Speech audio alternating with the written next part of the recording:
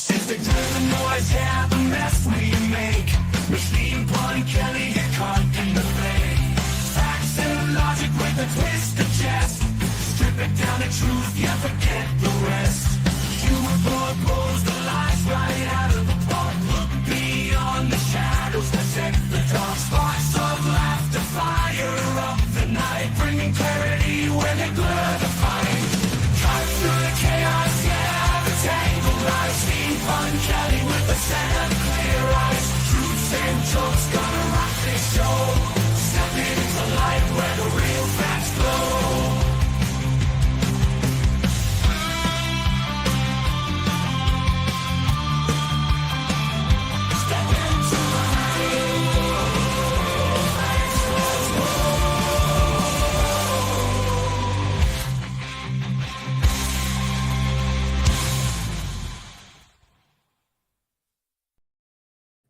Hello and welcome to the Pun Show.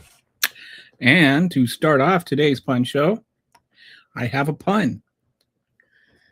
I think that Donald Trump didn't mean that they wanted to start the Board of Peace. I think he meant that he's bored of peace, like B-O-R-E-D instead of B-O-A-R-D. Anyway, that's my terrible joke for the day, at least the first one. I don't know how much of a show I have today. We'll see what happens in the comments. I didn't create a slideshow. Been a kind of a busy work week for me, so I haven't had a chance to jump on. And, you know, we've had this whole Iranian war thing going on. And I had some thoughts I wanted to share on that. First of all, I think there is a real reversal of reality going on here. The way that even it's being debated in Congress, the way that the media is covering it, is all whether or not Congress will move to stop Trump. And Congress didn't vote to stop Trump. That is not the way it's supposed to work. The way it's supposed to work is if the president wants to go to war, he goes to Congress and asks for it and explains why, and then Congress votes on it, on whether to go to war. The president doesn't start a war and then go to Congress or then ignore Congress and let Congress decide whether or not to stop him. The whole framing is upside down. There was never a presentation to Congress as to why there should be a war. And I see a lot of post hoc justifications for it. Oh, well, Iran did all these terrorist attacks over the years. You see this nonsense about how they've been an imminent threat for 47 years. Let me tell you a story about imminent and what it means. All right, imminent means that it is happening now, not that it happened then, not that it could someday might happen, maybe if we don't do anything. If it happened a long time ago, like they're talking about stuff that happened in the 80s, then that was the time to react to it, not now. And if it's something that might happen someday, maybe, then go to Congress and get approval. The only way that the Constitution or U.S. law allows the president to act without congressional approval is if there is an imminent threat. And imminent is a word with a meaning. It means now. It means it's happening right now. So an example is I'll be sitting around, I'm watching TV, and my wife wants to go to the store. Or she wants to go somewhere. And so she'll come and say, I need to go somewhere. And I'm like, are you ready to go? And she'll say, yeah, I'm ready to go. So I'll turn off the TV, get out of this very chair, and I'll go get in the car. And she'll remember, she's got to do something. And so then she'll spend the next 20 minutes puttering around in the house before she gets out. All right. When you say you're going to go right now, go right now. That's what imminent means. It doesn't mean eventually. But we're not talking about 20 minutes here. We're talking about at most Iran was 2 years away from having any real threat to anyone. They didn't have ballistic missiles that they could arm with nuclear weapons. They didn't have nuclear weapons. They had some 60% uranium, which if they had their entire working capabilities running 24 hours a day for an entire week, then theoretically they could develop that uranium into one nuclear weapon. But that was before we obliterated their ability to enrich uranium. They had actually agreed to descale their uranium as much as possible. And they have a right to some uranium because it has uses other than nuclear weapons, including medical equipment, including energy.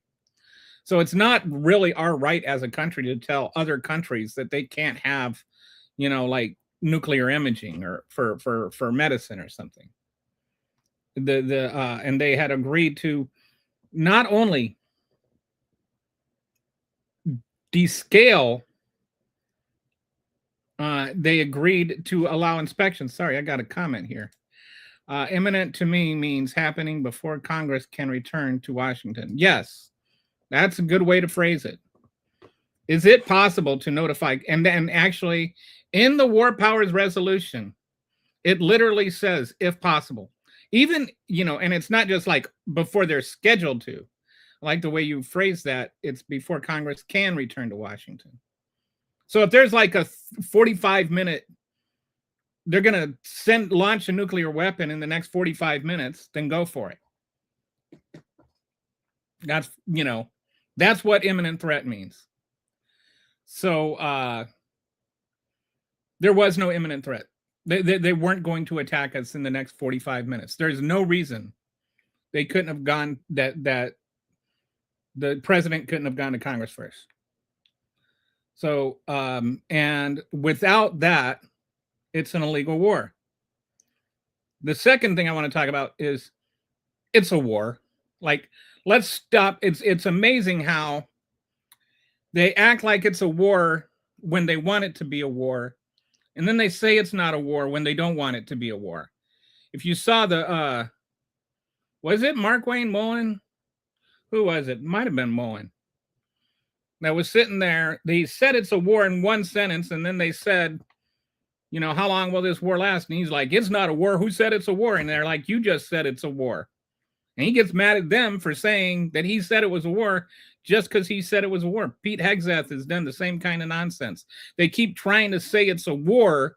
They started this war, not us. No, we started this war, and it's a war. But yeah, it's a war. When the framers wrote the Constitution and they gave Congress the power to declare war, they didn't have like exceptions there.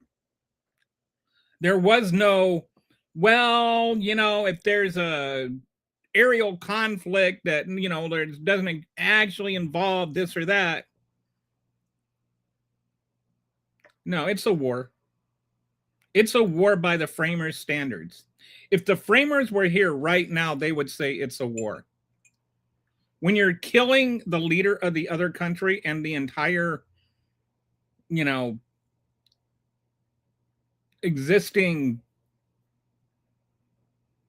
power structure, that's a war. When you're saying that you're going to keep bombing them until there's absolute unconditional surrender, it's a war. Let's just stop equivocating around the word war. The idea that it can't be a war because Congress didn't declare war when you didn't give Congress a chance to declare war. No, that means it's an illegal war. It doesn't mean it's not a war. You went to war without congressional approval. That does not mean it's not a war. It means it's not a legal war. So then that actually, to be fair, I think Biden needed congressional approval to attack Yemen. And that was actually the next thing I wanted to point out, and not just about Biden, also Obama with Libya and Clinton with Bosnia, I think, to a degree. I'm not saying that Trump is the first president to do this. And that doesn't mean that I think that what I find ironic about when conservatives are like, what about Biden, or what about Obama, or what about Clinton? It's not that they've been defending Obama and Clinton and Biden for doing those things all these years. They've been attacking them. They've been talking about how terrible it was that they did it. Now that Trump did it, which, by the way, he's done it many, many times. I think he's attacked more countries than any of them. I think just he's up to 7 just this presidency. But we're also talking about scope and scale. What he's done is far more extensive than what anybody did. The closest is probably Obama in Libya. But Obama had like an international UN consortium with him. Like he was part of a UN consortium that was worried about what would happen with Gaddafi. And there are legitimate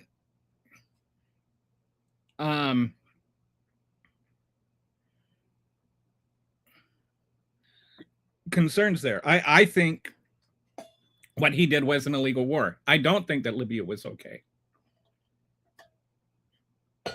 I do think that what happened in Libya, he should have gotten congressional approval first. And I've said that since before Iran happened. This is not like I'm now just saying that because it's convenient. I'm saying that because that's what I think. I think that the presidency has gradually been taking away Congress's authority to declare war since World War II. Like FDR got approval for war. Since then, every single military conflict we've had, we have not gotten actual approval for war. We got something similar with the first Gulf War. We had the authorization for use of military force against the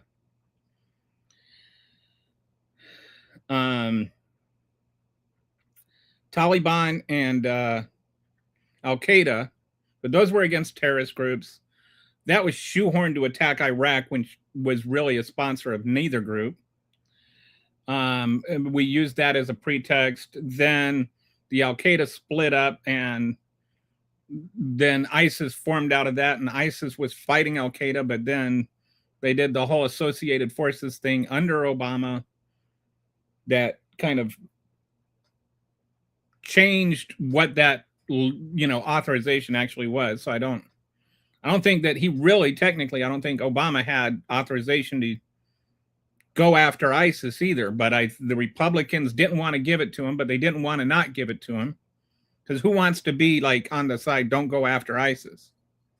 So that was a big mess. I think what Obama should have done is ask for military force against ISIS and refused to act until he got it. Because then what happened is it all was dominoes falling to get to where we're at now. And this is the important thing.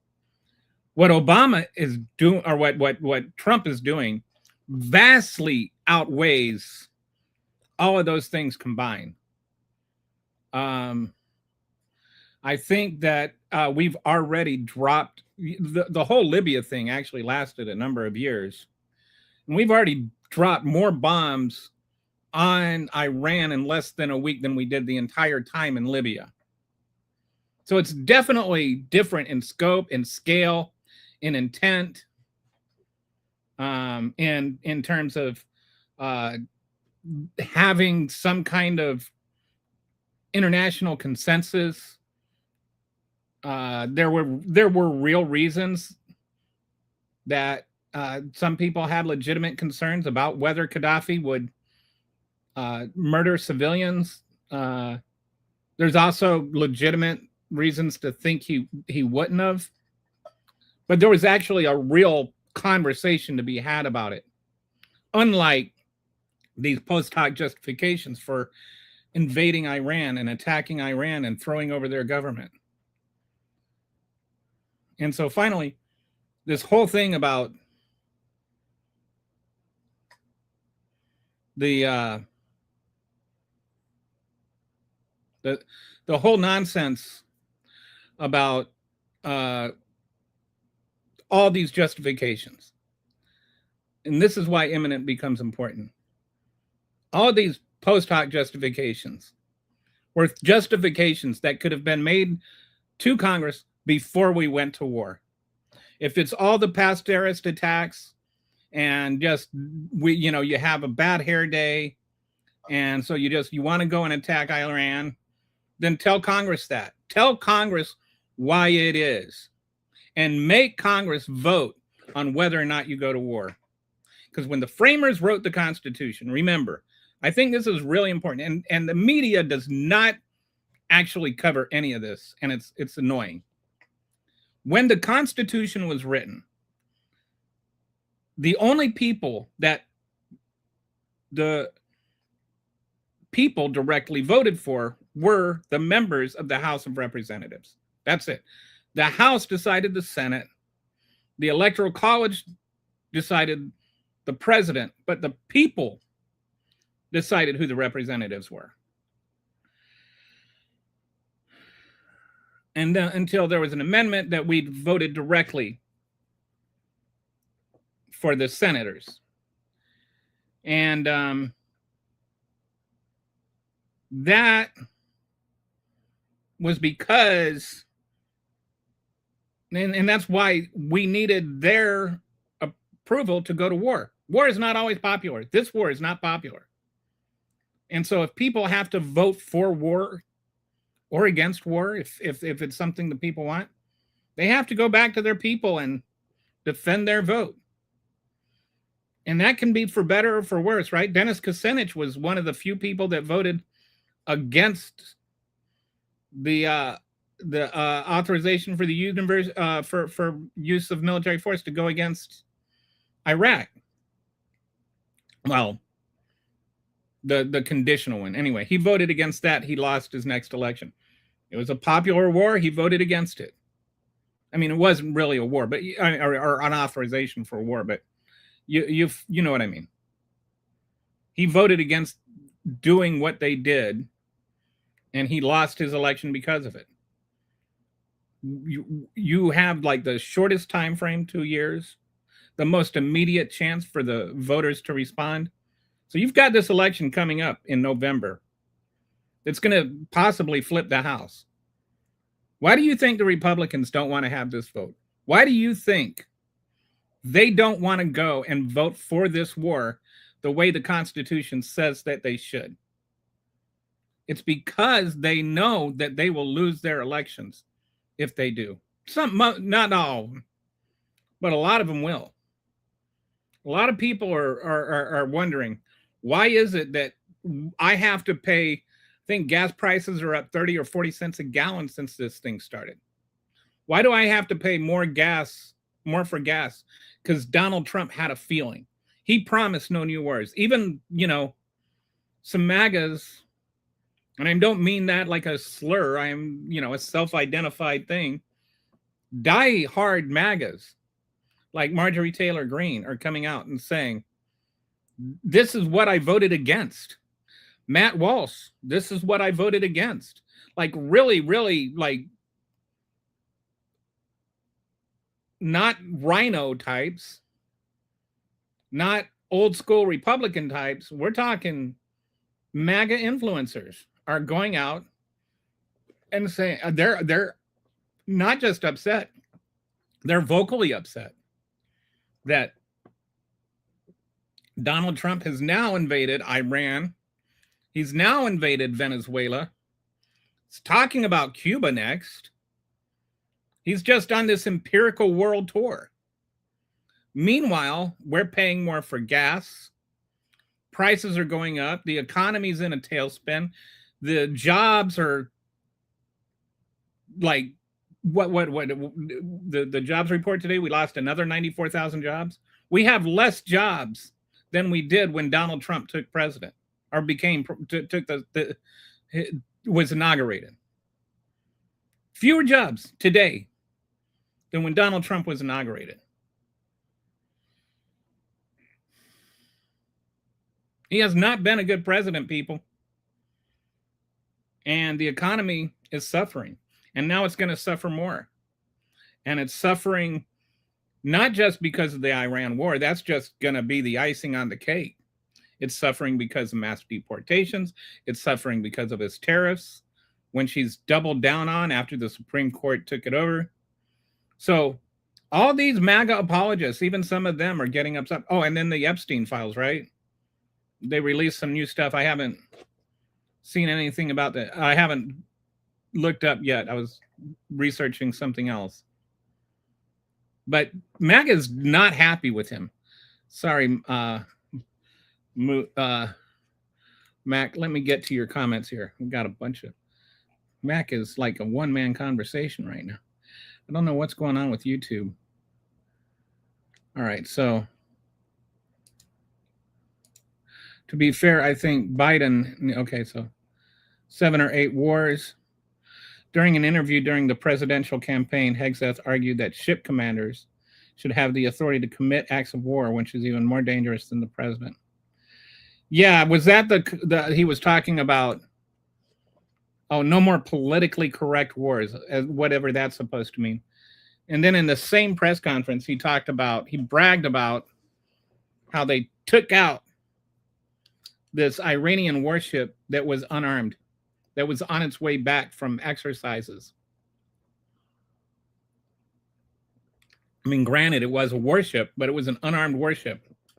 And so they sank the boat, and then they didn't go rescue the people that were in the water the way they're supposed to.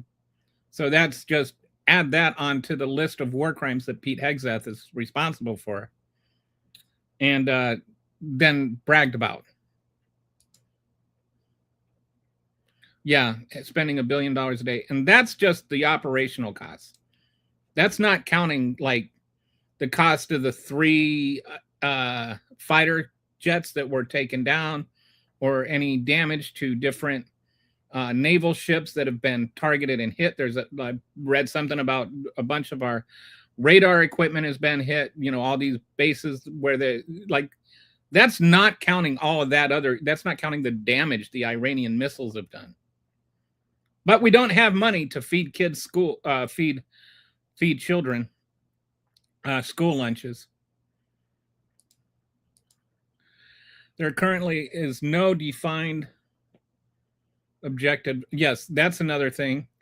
The objectives of the war seem to be scattered, and the reasons for the war seem to be scattered. It's one thing one day and another thing the next day. I have no idea why we're over there or when we'll be done.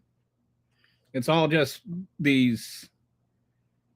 It's like a B movie script where the despot leader is like saying all these cliches and nonsense. It's like every single press conference by Hegseth or Trump is like these B movie script rants, or it's like Stephen Miller wrote them or something. By the way, here's another pun for you. So did you hear like Kristi Lynn? This was going around all over the place yesterday.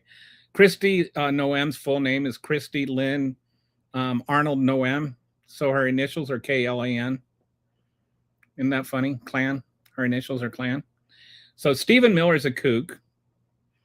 Trump always chickens out. And Kristi Noem is Clan.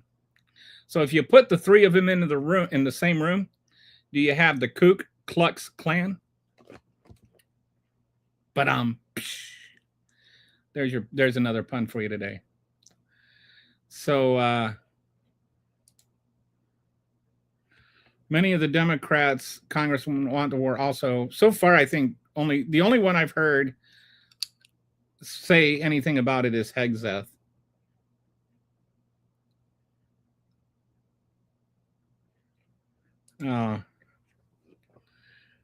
I will not vote. Well, I don't really have much of a choice, but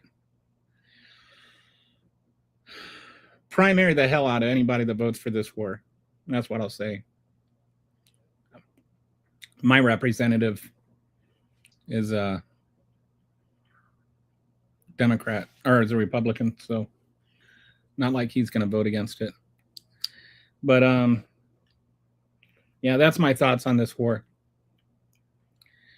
Another thing that happened this week that I haven't had a chance to talk about is Tallarico and Crockett and what happened with that.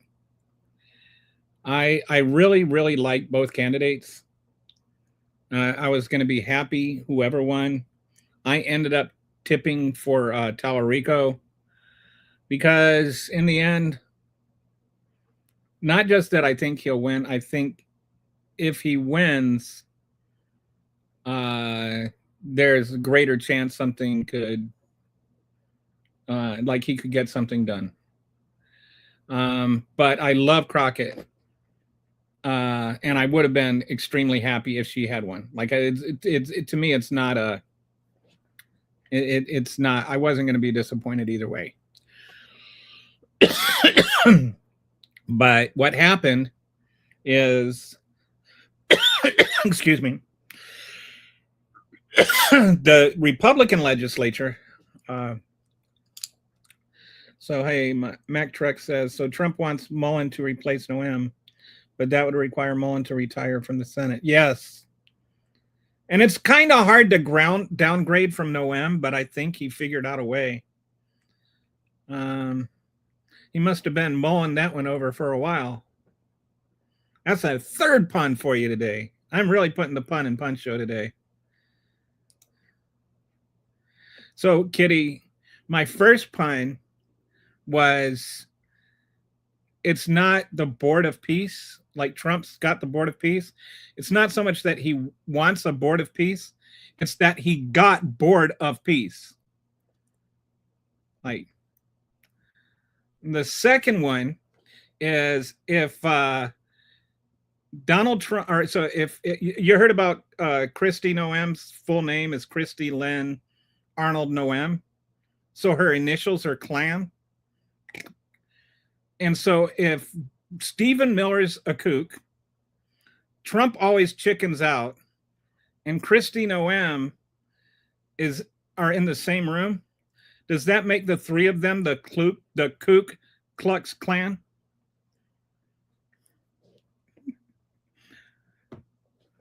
That might be my all-time best political pun right there. Okay, you got laugh out loud from the room on that one. Just so you know, I've got a house full of kids today. Well, they're adults, but they're my kids. And yeah. And you got to chuckle there. Good for you. That one I'm pretty proud of. That one's one of my better. That's some primo Machine Pun Kelly work right there. Loki just took your finger yarmulke. Yeah. Or beret. Sorry. Maybe Loki must be French. So, Mac Truck, it works better in print because then I don't stammer and stumble over my words. I like Crockett merely because I've known about her longer. I have been a fan of Tallarico since before most people knew that Tallarico existed. I love his approach. I'm in Texas, and so I've seen a lot of his stuff from like Texas legislature stuff.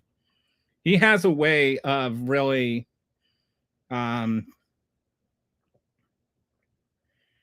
articulating things so that Republicans understand what he's saying and agree with him. One of my favorite quotes from Tallarico is,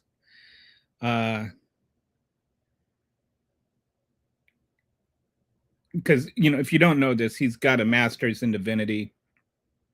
He was going to be a preacher. He actually, he's actually what the Bible talks about as a Christian. And not what MAGA talks about as a Christian. But one of my favorite quotes from him is, imagine if Christians loved their neighbors the way Jesus commanded. How different the world would be. And I just love that quote. And that really does, that frames his attitude in politics. He tries to bring a positive message. He's not, conceding things like he's still defends transgender rights and gay rights and stuff like that, because he's of the belief if he doesn't have freedom of religion, then if anybody doesn't have freedom of religion, he doesn't have freedom of religion. So, like, freedom of religion means people can disagree with your religious views, right? So anyway, I hope he's the next senator. But what upset me about this whole thing is that, first of all, they tried to do the whole thing where they sabotaged Tallarico with the Colbert thing. Then that flipped on them. More people ended up watching that than if they hadn't made it. And he said he made like $2.5 million in contributions, like within the 24 hours after that. So they did that. Then they did this thing where they changed the districting. You know, famously, they gerrymandered the district mid-term or mid-decade, which is really weird. So they did that, and then they didn't update their website, so that they changed the rule, and they changed the rules for where you could go to vote in Dallas County, which is where Jasmine Crockett is from. And I'll get to Ted Cruz in a second. I have thoughts on Ted Cruz. So they didn't update the website. So then people went to go vote, and they were told, no, you have to go over here, which is another place, which means that they're SOL on that. So they tried to go over there. A judge extended the deadline because it wasn't their fault that they couldn't vote. And then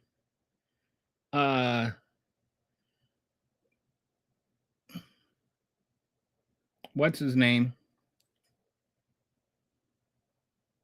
I blanked on his name. I think I blocked it out. Ken Paxton. Or I call him Ken Poxton, because he's got like a whole ton of poxes. But anyway, he went and sued to stop. He told the judge, as the attorney, he used his office of Attorney General to tell the Supreme Court to stop the voting. And that's just like insane.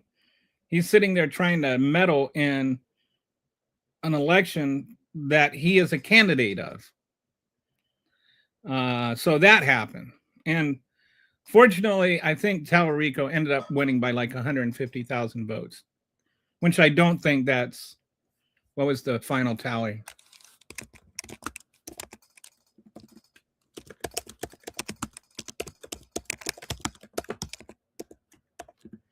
So I don't know what it. So Crockett got got about 163,000. Tallarico got 110,000 votes in Dallas County. So that's like, she won by 53,000, but he won the overall election by like 150,000. So I don't think there were 150,000 votes that, like, I don't think it would have made the difference in the other 150,000 votes. So I'm glad Tallarico still won, not just because I ended up deciding for Tallarico. It was I didn't decide until the day of which one to vote for.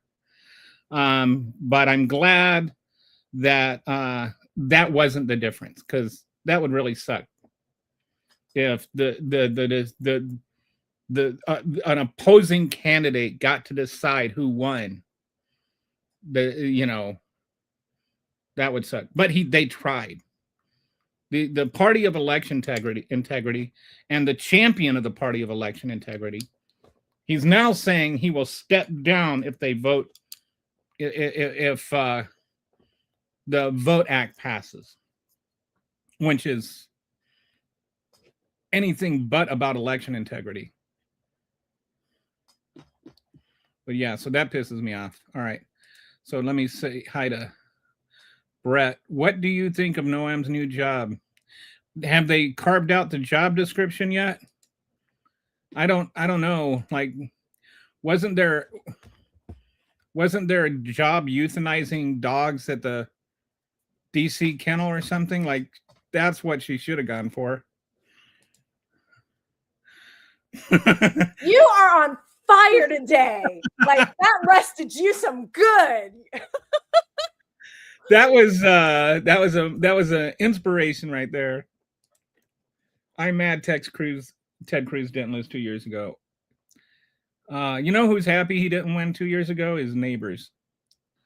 Because that would have meant he's around longer. Like, remember when he got busted going to Cancun? This, if you ever need to hear a story about how big of an ass he must be in real life, it's this. It's not about he tried to flee Cancun in the middle of the coldest day in Texas history or whatever it was, and just abandon his dog and everything. That's not even the worst part. The worst part is that he invited his neighbors to go with them. Like, he wanted to bring his neighbors with him to Cancun in this, like, you know, coldest day in Texas history with no power and just everything terrible, right? And they said no. And they didn't just say no. They called the press and leaked it. Like, they actually used that to, like, use that invitation as a knife to stab him in the back with. That's how big of a jerk he must be. Like that, like they would rather use that against him than just take him up on the invitation. Ted Cruz is such an ass. Even his own beard tries to escape his face. Like, it looks like it's perpetually in escape mode. I live like 200 feet from a polling location. Kappa. Wow. What is Kappa, though?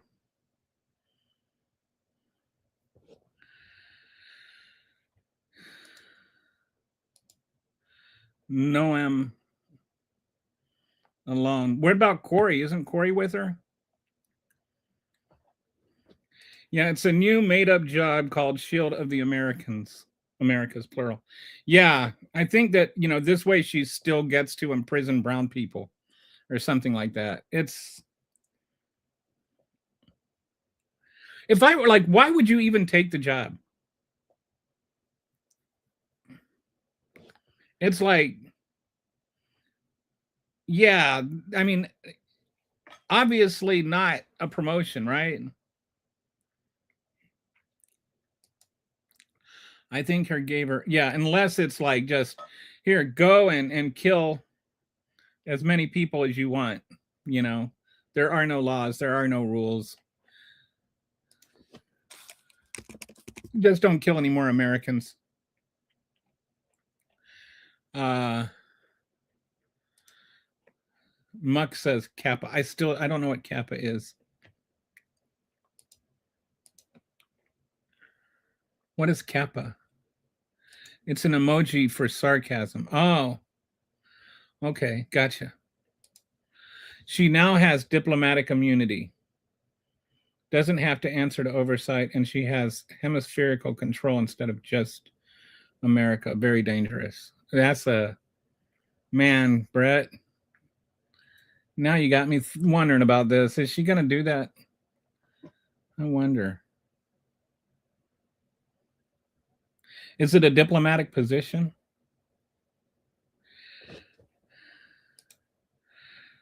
Hey, Skippy, I recognize you. Looks like you got a name change there. Is that, did you change that, or is this a different account? Did you get suspended on your other account? Did you make somebody mad? I have become a communist despite MAGA. All All you have to do to become a communist to despite MAGA is to like not like Trump. Anybody that's like not for Trump is a communist as far as they're concerned. She is no longer limited by the police handbook. She is now using the warfare handbook. Well, not like she was really limited by the police handbook before. It's sad that making Trump look bad was the final straw, and not like killing not one, not two, but 3 American citizens. I mean, and those are just the ones we know about.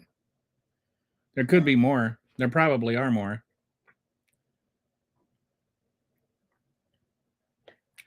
Where'd Skippy go? Are you still here, Skippy?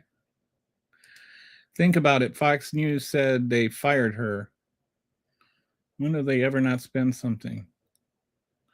Oh, Fox News said they fired her. By they, you mean Trump?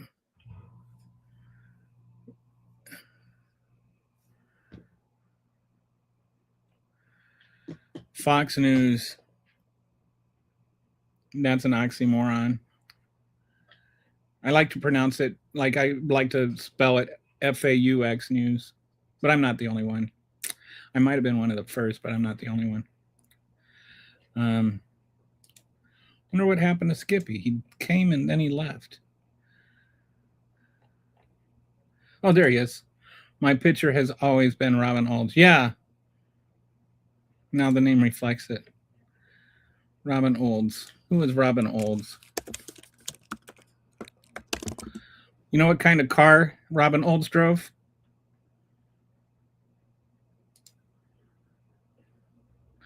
He was an American fighter pilot and general officer in the U.S. Air Force. He was a triple ace, with a combined total of 16 victories in World War II and the Vietnam War. He retired in 1973 as a brigadier general after 30 years of service.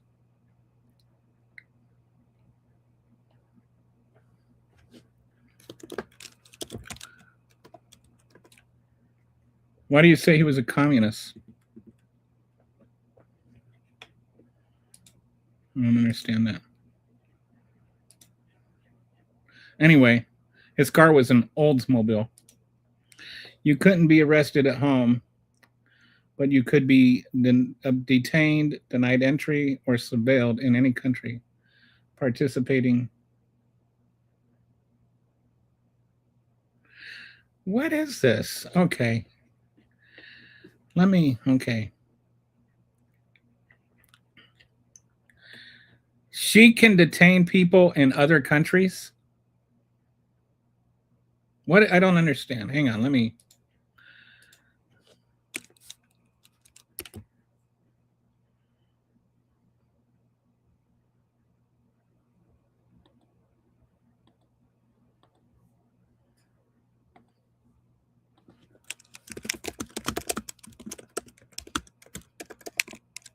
I thought it was just.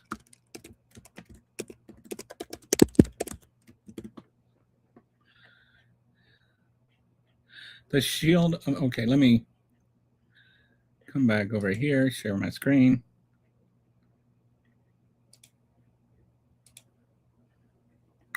What is the SHIELD initiative?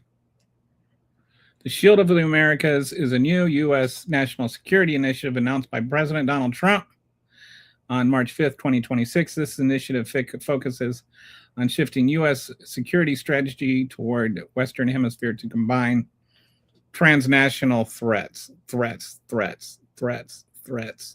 Everything's a threat.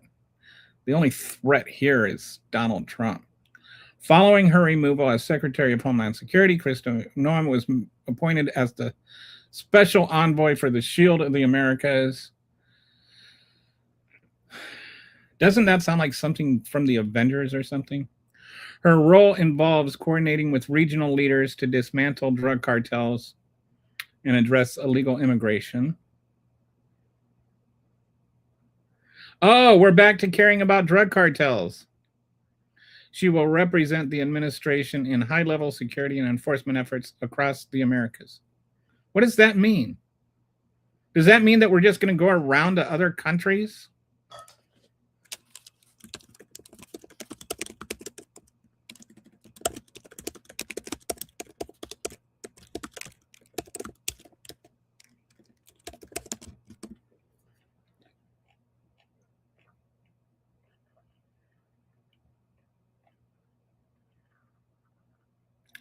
regional security targeting narco-terrorist groups, gangs, truck, and mass immigration.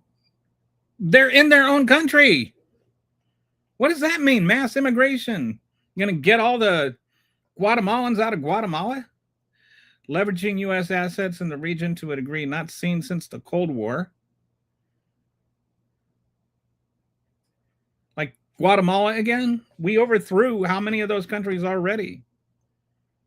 Coalition building, strengthening ties with like-minded allies.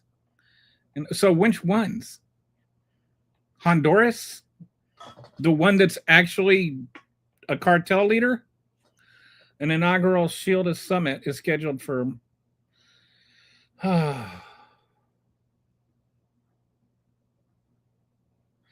leaders from 11 to 13 American countries, including Argentina, El Salvador, and Panama, are expected to extend. Notable absences include Mexico, Brazil, and Colombia. Okay. How does this contrast with the Summit of the Americas? All right.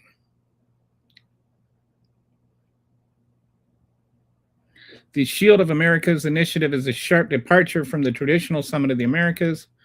While the traditional summit is a broad, inclusive forum for all 35 nations in the Western Hemisphere, the Shield Summit is a smaller, invitation-only event for like-minded allies. Narrow alliances instead of trying to find consensus with the entire group. The Trump administration is focusing on a core group of partners. By partners, he means little bitches. This is a militarized approach to the SHIELD initiative, emphasizing U.S. military and intelligence assets at Cold War levels to dismantle cartels, whereas the traditional summit focuses more on diplomatic and civil cooperation and, you know, like encouraging democracies and stuff like that. So basically, it sounds like she's just going to be his little envoy to becoming king of South America. He's like wants to be in charge of South America and Iran and Cuba and like the entire world. Oh, he isn't a communist. Okay. I am a communist. Only to upset MAGA. A libertarian communist. Instead of naming Americans domestic threats, she can name them hemispherical threats. What does that even mean? What the hell is a hemisphere? My goodness. And she's not even a white man. Aren't it usually like Pete Hegseth? This is just such a cluster fornication of a cabinet. And they're just inventing this thing. Where's the congressional approval of this or whatever? Anyway, I was asking about the Summit of the Americas. My dad was a diplomat. And the first couple of Summit of the Americas, he was the coordinator for it. He wasn't involved in the actual summit, but in terms of the logistics and organizing it and everything like that, he did all that stuff, which is kind of cool. That started under Clinton. They want all the Americans, right? That's the goal. Yeah, I think it is. He wants to, not just the Americas, also Greenland. He wants to conquer Canada. He wants the entire Western Hemisphere to belong to the United States. Big brain play. Is your name Brad? Are you Brad? Is that your real name? Because if it is, I want to say, look at the big brain on Brad. All of North America and South America are allies. So every puppet we have installed. And then, are we Israel's puppet? By extension, is Bibi going to be the supreme leader of the Western Hemisphere? Because apparently we go to war when he tells us to. If an American citizen is labeled a threat and is targeted in a country where no M is the special envoy, the U.S. Bill of Rights doesn't follow them. Okay, what does that mean? Like, what if they're in America?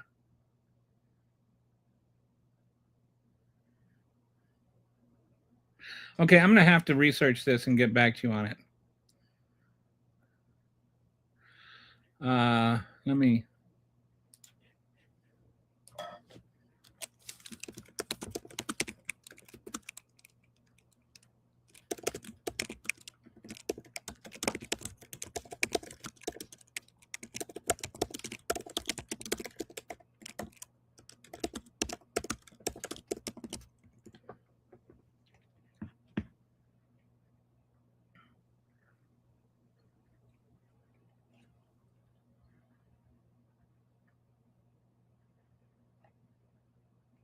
So first it says no, it doesn't.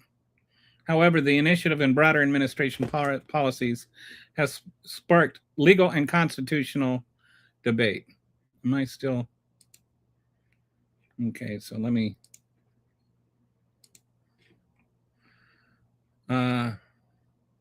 Limits on ICE and DHS authority, no jurisdiction over U.S. citizens. Again, agencies like ICE do not have legal authority to arrest or deport U.S. citizens for immigration violations, mistaken detentions. So this is contrasting SHIELD Acts. The name SHIELD is currently being used for two opposing efforts. The initiative, Trump's Shield of Americas, is an executive strategy to dismantle cartels using military-level intelligence.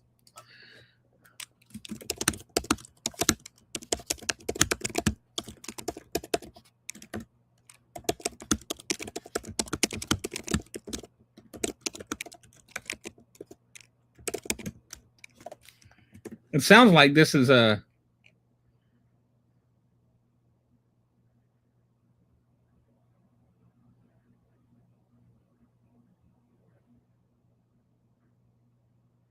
so there's two things that are going on. SHIELD is part of the Shield of the America thing, and then there's a SHIELD Act, which is made to something proposed by the Democrats on the same day to strengthen immigrant rights.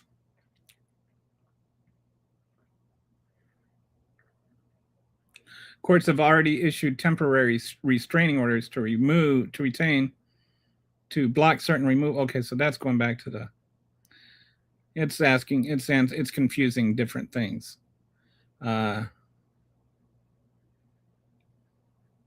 So unilateral designation of cartels. The president has established a process to bypass traditional, by that he means legal, traditional criminal justice definitions by designated, okay, yeah, this is going back to the foreign terrorist thing. Yeah,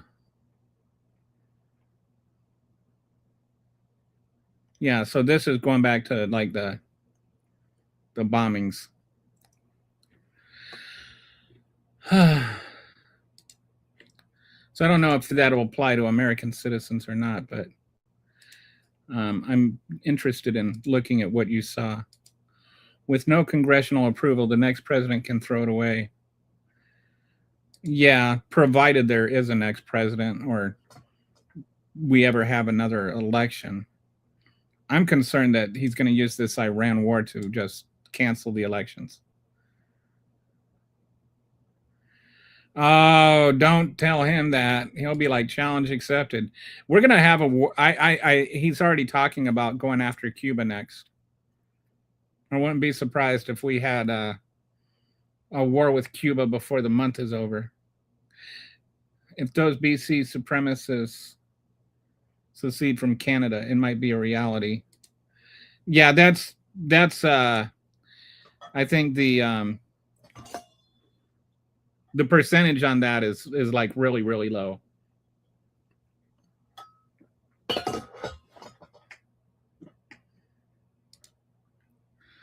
Probably yeah. And it wasn't just a test bed to see if it would work. It was a test bed to see if the Republicans would stop him. They simply don't care now. The Republicans will just after Venezuela and after Iran, they will just let Trump do whatever he wants. So you're talking about American citizens in other countries. Okay, that makes more sense. I mean, it doesn't, but it does. Who knows? No, and nobody knows what that man is going to think from one day to the next, not even him. 10 Americans dead in this war of choice so far. We're up to 10? Oh, that's another thing that pissed me off. 10 American soldiers are dead because he chose this war. And they absolutely had a poop throwing contest because Obama chose to end a war. And 11 people died in a single terrorist attack.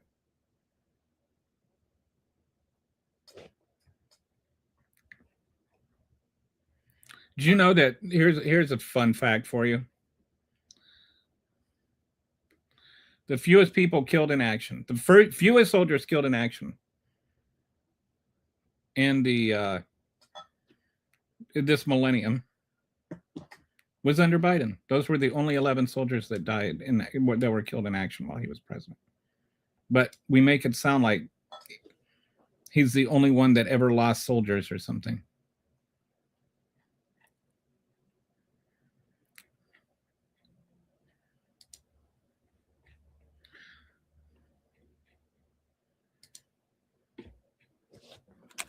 How many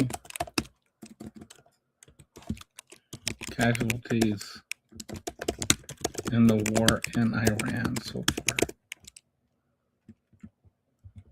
Let's make that U.S. casualties.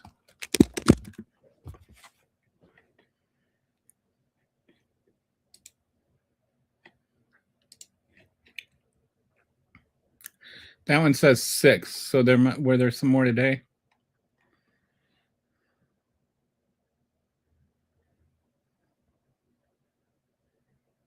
$1,332 have been killed by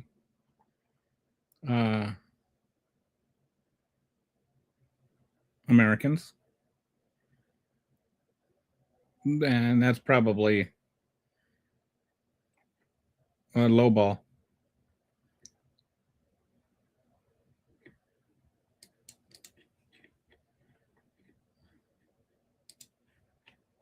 Anyway, so I saw all this stuff about how terrible it was for the media to be, talking about, casualties and just because they hate Trump. And it's like the same friggin' people that spent 4 years blaming Biden because 11 people died in a terrorist attack to get out of during the Afghanistan pullout. Like 10 confirmed. I heard the F-35 was shot down one to 2 days ago. Yeah. I thought there were 3 fighter planes that were shot down by Kuwait. They were like friendly fire. I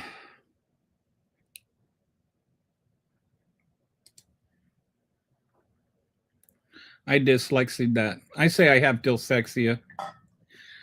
I get words, especially some words I get all messed up on. The 3 F. Oh, so there were 3 F-15s and an F-35. Oh.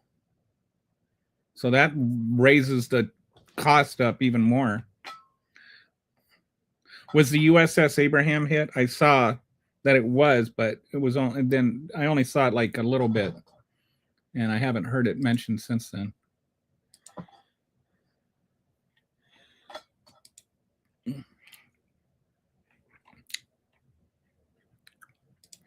So anyway.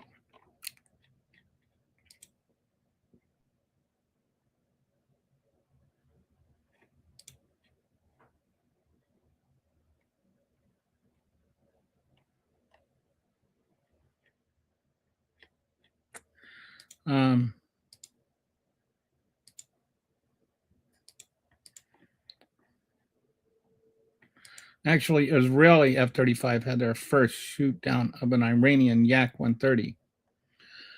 British RAF F-35 shot down some drones. Oh, so the British I thought the British weren't participating. Oh, just in defense. No U.S. ships have been yet. So anyway, wow, we are remarkably bot free today.